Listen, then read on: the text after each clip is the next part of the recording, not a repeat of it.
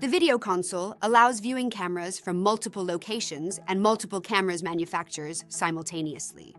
It supports video recording of events and monitoring during alarm handling. Additionally, it enables saving recordings from live broadcasts and DVR archival recordings in the Alice system. There are two consoles for operators in the Alice software.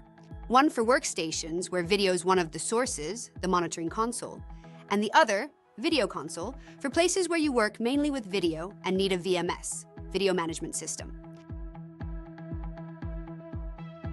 After logging into your video console, on the left side, there is an option to add view. By choosing it, you will be able to configure your preferred camera's view.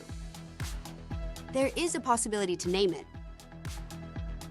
You can choose priority, which will give you the option to prioritize a particular view. The lower the priority, the higher it will appear on the list in the sorting on the left-hand sidebar. Also, there is an option to choose the color and the number of cameras. Maximum number of 36 cameras can be displayed on a single screen, and by connecting 4 monitors, this number of cameras can rise up to 144 cameras in various resolutions. After choosing required cameras, double-click the empty window with the left mouse button in order to choose desired camera to this view. When you need to quickly create a camera view, you can drag and drop using left mouse button a specific cameras into dedicated windows, rather than creating the new, different view from scratch, giving you much more flexibility to create the specific camera view that suits your needs at the moment.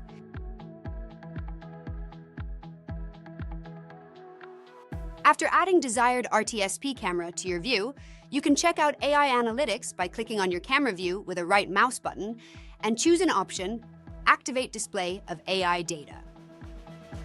After a few seconds, you can see how AI Analytics work and adjust percentage of analytics or object that should be detected. Simply move the slider to the left or right and select the required object for detection by clicking these green buttons.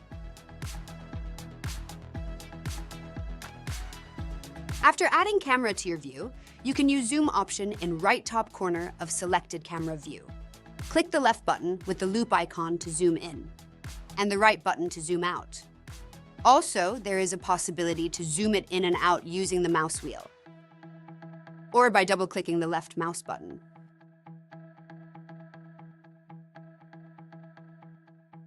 Additionally, in the same right top corner on these two buttons below, there is a possibility to communicate via voice if you do have a microphone or speaker connected to your camera device.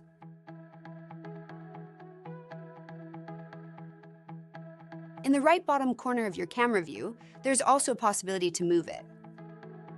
Of course, you need pan tilt zoom type PTZ camera for that. Simply click on arrow buttons in order to move your camera in required direction. An interesting additional feature is the compatibility with the Xbox controller in order to operate camera.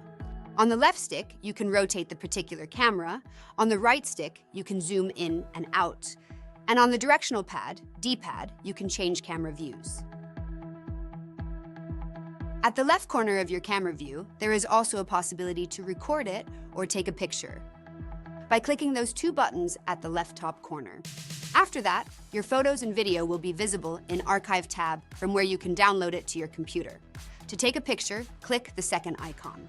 A confirmation message will appear in the lower right corner. To record, click the third icon. Press the icon again to stop recording. Recording will also end automatically after 5 minutes. Alice is for short sequences. For continuous recording, use the Edge devices on site. Your recording will be saved in the Archive tab. Double-click the recording to open it. Click the export icon seen lower right corner in order to save it on your computer. The Alarms tab shows events that require operator response, like intrusion alarms or system alerts.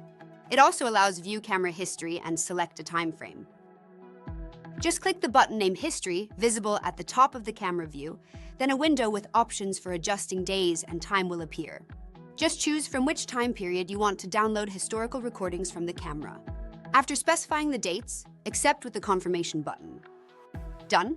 Now you can browse the historical recordings and select the exact time frame by clicking on the blue bar with left mouse button.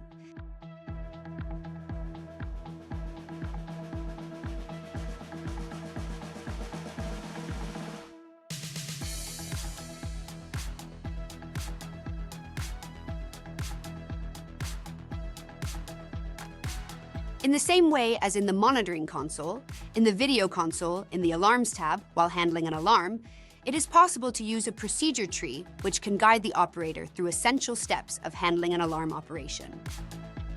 Similarly to the monitoring console, in the video console, it is possible to use the Alarm Comics section, which significantly improves the operator's work when dealing with alarms.